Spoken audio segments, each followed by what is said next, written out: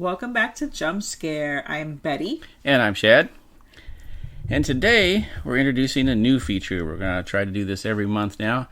On the second Tuesday of each month, we're going to talk about the sequel to a horror movie. You know, part 2. Part 2. Like, how long is this going to last? There's not a lot of part 2 horror films. Oh, yes, there are. I guess. We can at least go through this whole year. Because you got to think, there's Friday the 13th, Nightmare on Elm Street, Wishmaster, Halloween, Warlock, Gremlins. There's tons of them. There's at least, there's 6 right there. No one wants to talk about Gremlins too. It's in the movie. But yeah, there's enough of them. We'll definitely make it through this year.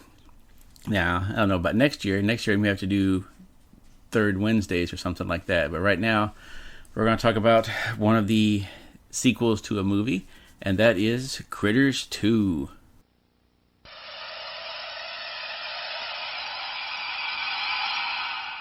Something's coming.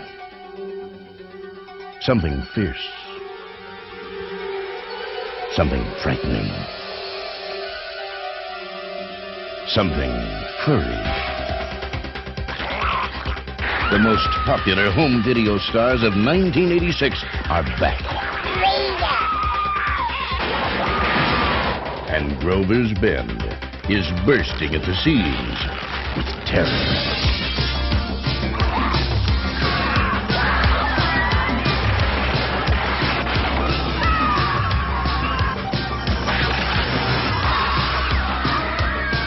Critters 2, the main course, is coming on video cassette, and your customers will be to get their hands on it. Inquiring minds want to know. Critters 1 recently scored high ratings in prime-time syndication across the country, and this blend of high-tech horror and off-the-wall wit is just what they're screaming for. Critters 1 was the appetizer, but they'll break down your doors for Critters 2, the main course. Rolling your way for Halloween, only from RCA Columbia Pictures Home Video. Now, this was your first time seeing it, right? No, this was not my first time. I hadn't seen it in a really long time, so it kind of was like my first time. Okay. I think the first time I saw it was like 20 years ago, so we can say it was my first time. Yeah, it's been a long time since I've seen it too. I don't remember the last time I watched it was, but I know I did see it initially in the theaters. Because when I lived in Joplin, Missouri, there was a small theater that would occasionally get some... mostly that town got just the big blockbusters and that was it. But every now and then you'd be like, oh my God, they're showing Critters 2 here? I got to go see that right now because it's not going to be there next week.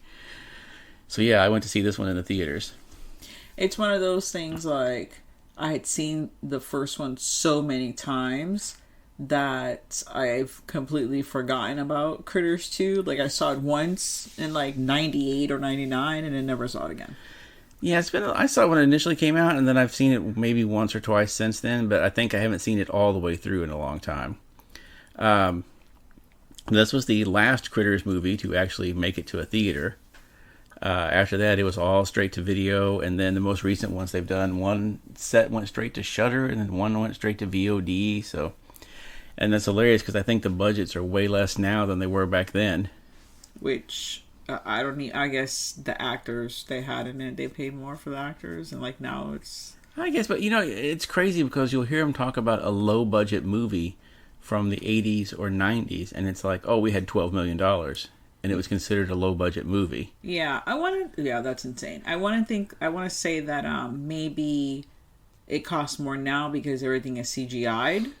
Yeah, and then I think that they just don't want to give them a lot of money now, too. They want to be like, oh, well, you don't need to do all this. Just use the CGI and it's fine. You can fix it all. Or don't. We don't care. Yeah, I can see someone saying like, oh, those Blumhouse movies are made for like $5 or $6 million. So, you know, if they can accomplish that, then you should be able to accomplish it for like $3 million and make it look just as amazing. Yeah, it doesn't quite work that way. No, it does not. So Bradley Brown comes back to town. I feel like that's, oh, Bradley Brown comes back to town. That should be like a song. Yeah, it's like a country song where it's like Bradley Brown comes back to town, then he ends up dead somehow, shot down in the street. Wow. But yeah, he's played by Scott Grimes, who, of course, now is probably most famous for doing the voices of the son on American Dad. He's been doing that now for like 15 years. Wow, American Dad has been on for 15 years? Yeah, it's been on forever. Yeah, I think I've seen like one episode. That show's way too crazy. The Krampus one is really good on that one. I can't do it. Yeah, where they actually have to fight Krampus. That one's pretty good. This is another one of those movies that like encapsulates time frame of like when it's set, because there's a lot of sexist shit in this movie. Oh, yeah. So if you're someone that is like very in the now and is not gonna put up with any sexist stuff, this movie is not for you. Just don't even bother watching it, because it's gonna be making you mad the whole time. Yeah. Now, of course, the plot's pretty simple. At the end of the original Critters, surprise, there were some critter eggs left over in the hen house. Critter oh no. eggs. So this time around, the evil flea market owner gets a hold of the eggs and leaves them too close to his heater, and they hatch out and wreak havoc in the town. Which is kind of hilarious, because the critters before were like aliens that came to Earth that were flying their own ship and everything. These guys just wake up and know how to talk, and within a few hours are as smart as the other aliens, you know? Yeah. So it doesn't really make a lot of sense on that. But then again, it's a Critters movie. So those critter eggs are really sugar apples. And I'll be posting a picture of what that looks like. But the critter eggs are like painted. They kind of like painted, because the sugar apple's like green. They kind of painted them, and that's what they use for the eggs. Yeah, it don't even look like they painted them that much, to be honest. No. Because the critter eggs are just a darker green, literally. I'm like, where do you find something like that? I've never seen that at Whole Foods. Yeah, I don't think you can actually eat those. I think they're pretty terrible. Oh, God. It's one of those things like, it's like, let's pull a persimmon down off the tree and eat it. It's kind of like that. So, who would have guessed that the screenwriter for this movie went on to do to direct Pitch Black, and he did the screenplays for Waterworld. Yeah. And G.I. Jane. How did he... and, I don't know. Like, what else? Oh, and Perfect Getaway. Yeah. Well, I guess this is one of those things where it's like, it's not necessarily the quality of the movie you put out. It was how easy to work with you were, and did you get it in on time, It's probably one of those things of, yeah, this is a terrible movie, but you got it in on time and you did everything you were supposed to. So we're going to hire you for our movie now. So a lot of people, when they hear about Critters, they're like, oh, is this the one Leo's in? Which I did at the beginning of the movie. Because I had forgotten that he was in the third one. It's like one of those things, it was like deep seated in my mind, and I was like, oh, the third one. Don't miss that trivia. I've never seen the third one. Not that I saw it once, and it's very unmemorable. Leonardo DiCaprio at the time, I think, was on Growing Pains. Yeah.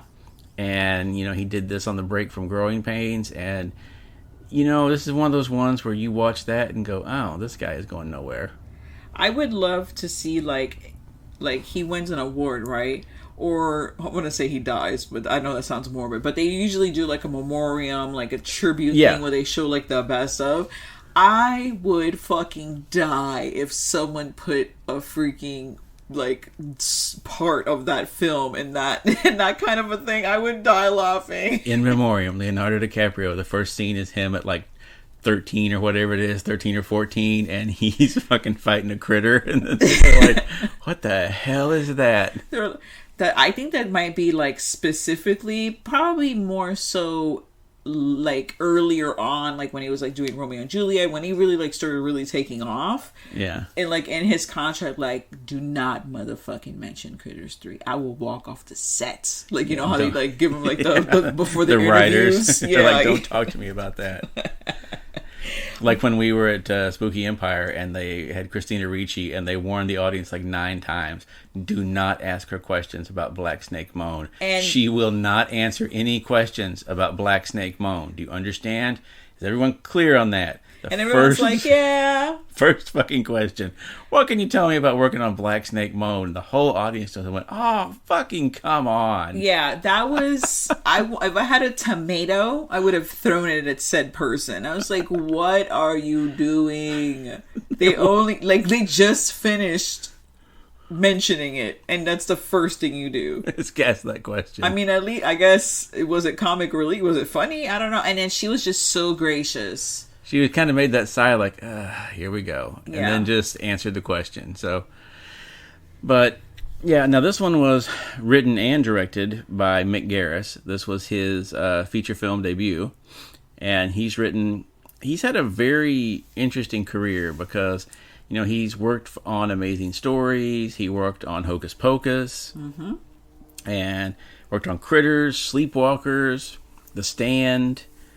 He did the infamous remake of The Shining, which I don't think that movie works, but I don't know how you're ever going to make a remake of that because the Jack Nicholson one and the Stanley Kubrick is just so ingrained in everyone's mind.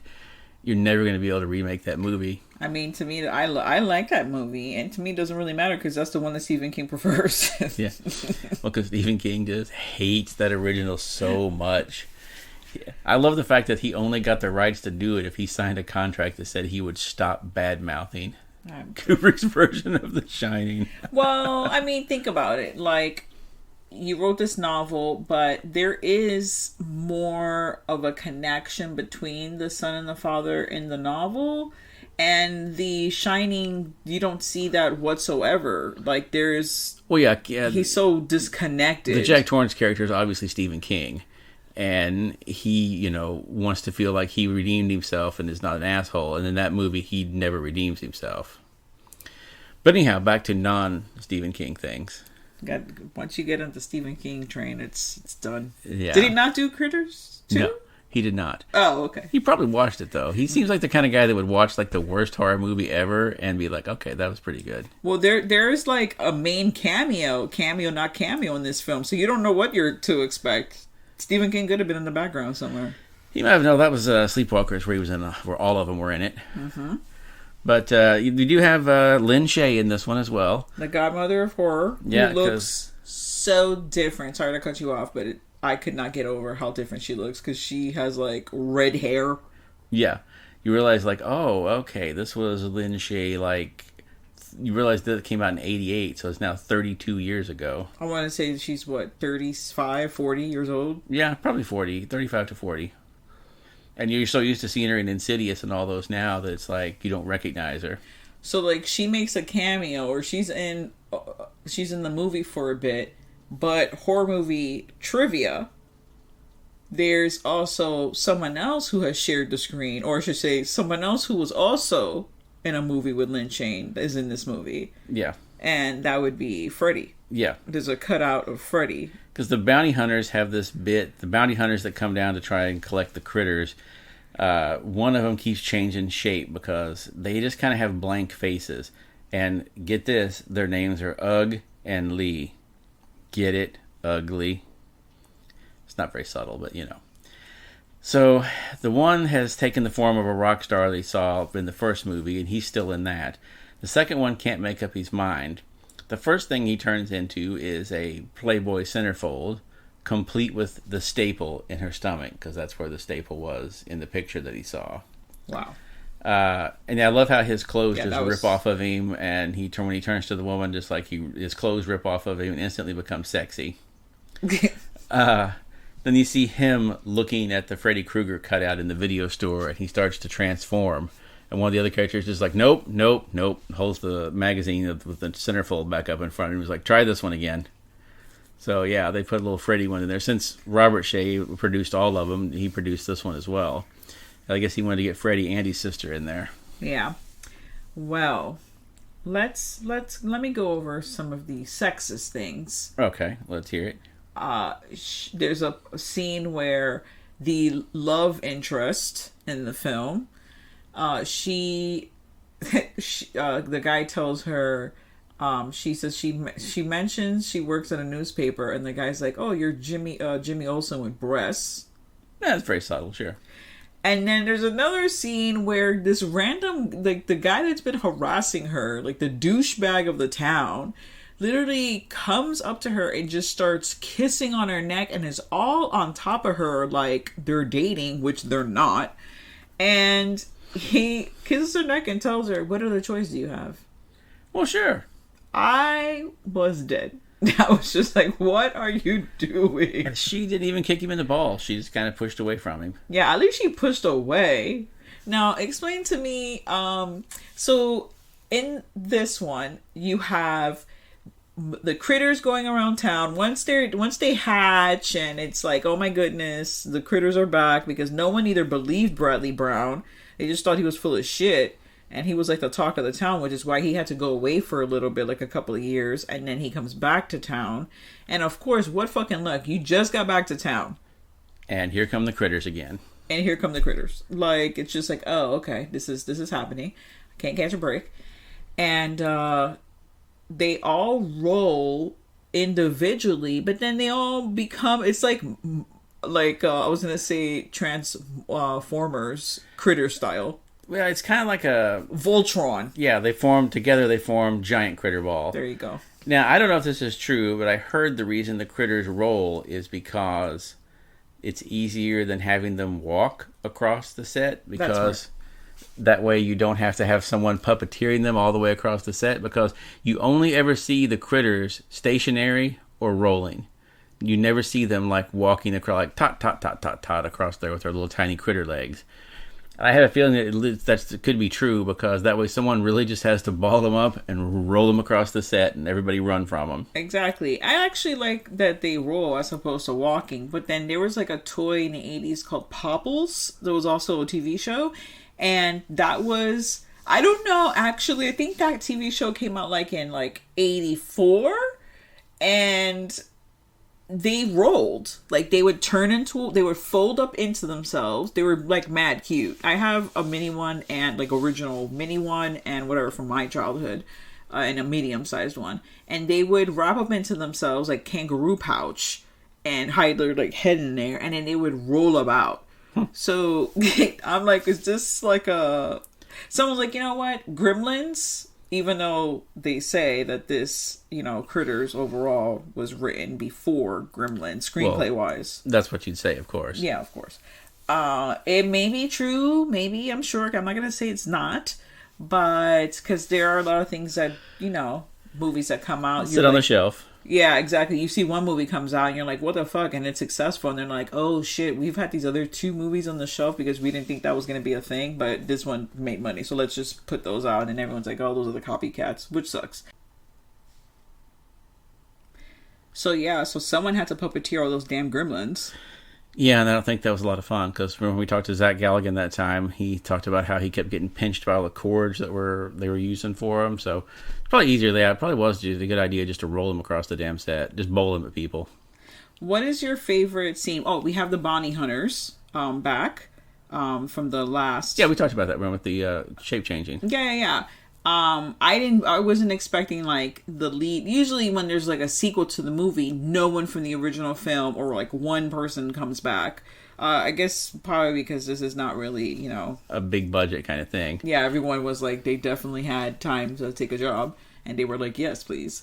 Yeah, pretty much everybody came back. Now, the rest of his family didn't, but, Scott Grimes came back as Bradley Brown. Lynn Shay was in the original. The town bum, who eventually became one of the bounty hunters, came back. Like you were going to say, the original bounty hunter guy came back too. The one that played, he was supposed to be the rock star. They took his shape. And I think the sheriff was a different guy, but I think the sheriff actually passed away between movies. Oh. I think that's why he didn't come back, but I'm sure he probably would have. Yeah. So you have them, going after the critters and whatnot, and... yeah, they formed the Mega Critter. The Mega Critter, they all just like run together. I don't even know how they stick together. They all just roll together and just become a giant ball that just rolls over people and instantly skeletonizes them. Oh, I love that, because they eat them. Yeah, like somehow they manage to, just as they roll over the guy, they manage to like eat him down to the skeleton in like 2 seconds. Yeah, the film has some crazy kills. There's a deep fry death. Yeah. And there's a skinning. Yeah. And then the steamroll. Yeah, the critter ball death. But yeah, the one that gets kind of... he gets scalped, doesn't he? Yes. Yeah, there's a scalping in there. There's a critter in my pants death. There's a few crazy deaths in this movie. For a PG-13, which this wasn't R-rated, and for a PG-13 movie, it really kind of pushed it. I think it was PG-13, wasn't it? I think it was. But then, there's boobs in it. This is like every 13-year-old's dream because they can sneak in to see this one without an adult, and there's lots of violence and boobs. What more do you need in a horror movie? Violence and boobs. Oh, yeah. But overall, this one's okay in terms of, a sequel to a low-budget horror movie. Considering how many, Gremlins ripoffs came out in the 80s, you had Gremlins, then you had Critters, Ghoulies, Troll, wasn't there Munchies? There's all kinds of little ripoffs of different ones, and it's crazy how many of them, came and went, but I think Critters is about the only one that really had any traction that stuck besides Gremlins. Yeah, because, like you said, they have those two other shows that, came out last year, and I don't know when the other one came out, the VOD one, but they've come back, and that's a long time to come back with something that a lot of the people nowadays would not even know what Critters is, unless obviously you're into horror movies. Yeah, I think the last one came out in 98 or something like that, so it's been a long time since there's been a new Critters movie. And then they did that series in 2018, 2019, they had those come out, and I'm kind of surprised anyone cared anymore. It seemed like they did okay, but again, those were so low budget that I think that really hurt them. The original one and the sequel, at least the first sequel, actually had some money behind it, and it shows. Yeah, you do get... It's a good creature film. I love Ghoulies, so we will be... Not the first movie. See, it's so weird. I despise the first movie, but I love the second movie. The Ghoulies Go to College? No, that's not Ghoulies Go to College. The second movie is the one in the amusement park. Oh, okay. Yeah, no, Ghoulies Go to College, I think, is number 4. Okay. How dare you, sir? I have not seen Ghoulies Go to College. Why are they going to college? First of all, maybe it's a Black Christmas scenario where the fraternity's fucking evil and they're conjuring, demons. They're going to college to better themselves, okay? The dean is a demon. Demon Dean. Ooh, that's my new band name right there, Demon Dean. Demon Dean. I definitely enjoy the film. It's a fun film. I guess, I would say 13. Yeah, 13 would be a good age to show. Nowadays, the shit that people watch, this is small potatoes. Yeah, this is a good, good introduction to horror kind of movie. The first one, too, even though the first one was R-rated, there really wasn't anything in it except the Gremlins said fuck a few times. Or, I'm sorry, the Critters said fuck a few times. Wow. Gremlins, Critters, they all get to be the same after a while. Which I do love that scene in the first one where the Critters are outside and the one says, hey, they have weapons. The other one goes, yeah, so what? Then she pokes out Dee Wallace pokes the shotgun out the door and just blows that one to bits. The other one's like, oh, fuck, and just rolls away. So, yeah, they're good, cheesy movies. They're not anything that, they're not trying to make a message or send a point. They're just here are little fuzzy monsters that want to kill you. Good old-fashioned critter fun. I'd give this one, I'd say it's a good 2.5 knifer. I was also going to say 2.5 knives. All right. So, that's our thoughts on Critters 2. Excuse me. Now, next month, on the second Tuesday of March, we're going to talk about another sequel, Warlock 2. Warlock 2. Armageddon. Isn't that yes, the whole... Warlock 2, Armageddon. They say it 90 times in the movie, so don't worry, you'll remember it. Armageddon. What are you going to be getting? Armageddon. I wanted to also add that I wanted to say this on air, okay? Just found out today that Oz Perkins is created that effing Gretel and Hansel movie. He's directing this movie, and now I'm blown the fuck away. Did you know that? How dare you not send me an email? Or a text message, a DM, a fucking GIF, something. He didn't send me shit. I didn't know. I fucking learned that shit today because I was looking it up because I was discussing Black Coat's daughter with a coworker, and I just looked up his name and that shit came up, and I was like, I like literally in the middle of work, I'm like, what? Oh my god! Yeah, so you know how crazy that movie's going to be. It's gonna be crazy. Yeah, because the other ones were in indie, low budget. You know, now he got big money. Like, this is a like real movie. I'm not gonna say real movie, but it's a larger production. So you're gonna see some shit, and I'm very excited because that first one, or the second one, because the first one was Black Coat's daughter, or February. The second one is the Little Pretty House. It's just one was still on the circuit running around, which is the first one, but the other one got picked up. And it was released first. All the Pretty Things. I can never get that fucking one right. The Pretty Thing That Lives in the House, I believe is the name of it. Yes, The Pretty Thing That Lives in the House. Does it? Is it a ghost? What's what? I don't know. I have so many questions about that one. But anywho, found out that he did it, and I am very excited. So look for that. And the Boy 2 trailer came out.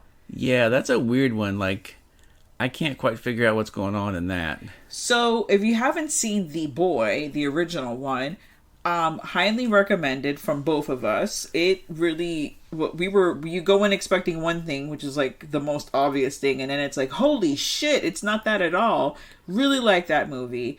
Don't know, I mean, I guess I really can't go into too much depth if you haven't seen the movie, but the second one, watch the trailer and hit us up, and if you have seen it, hit us up and we'll discuss it, because I have so many questions. Like you said, Katie Holmes is in it. When I saw Katie Holmes, I was like, this is not a thing. First of all, she's in a sequel to a movie, and this is gonna get released theatrically? Like, I thought it would have gone straight to fucking video. Apparently it made its money. I mean, it should have made its money because it's a decent horror film. Yeah, and it was probably, pretty low budget, really. It was all in one location. Yeah, and they never left that house. Yeah, and the highest paid person that's going to be in the movie is the girl from Walking Dead. Yeah, Lauren Cohen. So, yeah. And I think it was made a little while before she was big, too. Probably. It's probably one of those shelf movies where it's just like, oh, put it in the shelf. Then she got big. And the show got big, and you're like, oh. And we'll put this out now. People know who she is now, so let's put it. So now let's release a movie with her, yeah. Exactly. So don't know. So it's, I don't know, it's a pretty exciting time. It seems like it's going to be an interesting horror film year for 2020. Yeah, and even if they're not all great, I still am glad that there's getting to be some more, like, larger budget horror movies coming to theaters, Even if, like, this new one with, what's her name, Kristen Stewart, The Underwater. I don't know if that one's going to be good, but I'm glad to see bigger budget horror movies with, like, crazy locations and stuff coming back to theaters. So even if I don't like it, I still want to see them come out like that, you know? You're a good man, Charlie Brown. When you said what you just said about Underwater, if we were on Twitch or podcast live, Facebook Live or some shit like that, people would have seen my eyes go to the corner and then look back at you like, oh no, that movie looks terrible, and then do a crazy weird face, got all contorted. Like I said, I'm not necessarily thinking it's going to be a great movie, but I'm just happy to see more horror movies coming out in theaters. Yeah, I definitely, I love the genre, and I made a choice a long time ago that that's going to be the main thing that I watch. So I 90% watch horror films. Now, TV is another story. But, oh, by the way, TV, oh goodness. Can we just talk about Dracula for like a minute? What the fuck is going on there, man? Yeah, that Dracula show is fucking insane. It is. I don't even know what to say. I don't know. I have crickets. Can I just say crickets? Yeah, that Dracula show is, it's very unique. I haven't seen a Dracula, like, done like this before. He has, like, he looks like, what's his face? He looks a little like Christopher Lee in some scenes. They've really gone out of, like, when he's making the full-on, like, his teeth and he's, making the face. They really try to make him look like Christopher Lee in those shots. It's like Christopher Lee meets not Liam Neeson. What's the guy's name from Naked Gun? Leslie Nielsen. Leslie Nielsen, because he was Dracula and Dracula Loving It. Yeah. It's like that. That's how I would explain this. It's like any Christopher Lee Dracula movie mixed with Dracula. Dead and Loving It. Yeah, Dead and Loving It. It's got a very strange tone to it. Like, it's a very, like, people are getting slaughtered and Dracula is just laughing and cracking jokes. It's very strange. Then, like, Jonathan Harker's kind of like Renfield, and then, like, Mina looks like Lucy, and she's kind of, like, dumb like Lucy. I'm going to say dumb like Lucy, but she's, that has that kind of... She's no Mina. Like, she's more Lucy-ish. Yeah. In looks and in demeanor. But, I mean, to be fair, we've only literally seen the first episode, so... Yeah, and there was a lot packed into that episode. It was like, I looked over to him, I said, is this episode over yet? Yeah, because it was an hour and a half or a little more than that long, and they packed a lot into that. For a TV show, I think they would have kind of... It's a British TV show, so there was only 3 episodes long, so I guess they have to pack a lot into them. Yeah. Oh, is it only 3 episodes? Yeah. I didn't even bother to look. It's 3, like, hour and a half, 2-hour episodes. Oh, goodness, no. That's way too long. They should have just done a 2-hour movie, called it a day. Yeah, there's a lot going on in this. So much. Maybe watch it, maybe don't watch it. I mean, I watch it and tell us what you think of it. I'm kind of liking it, but I want to see the second part to see where we're going to go, because the way the first one ended, I'm like, I don't know where you go from there. Wow, you're kind of liking it? This is the first time I'm hearing this out loud. I think you've been secretly keeping it because I've been so judgy about it. That's probably true. Well, thanks so much for joining us as we catch up with some of the films that are going to be released in 2020 and things that we're currently watching. We usually talk about things from the past, unless we're really geeking out like we did in some of our other episodes, like our Castle Rock episode. And stay tuned to the horror. And now, folks, it's time to say goodnight. We sincerely appreciate your patronage and hope we've succeeded in bringing you an enjoyable evening of entertainment. Please drive home carefully and come back again soon. Good night.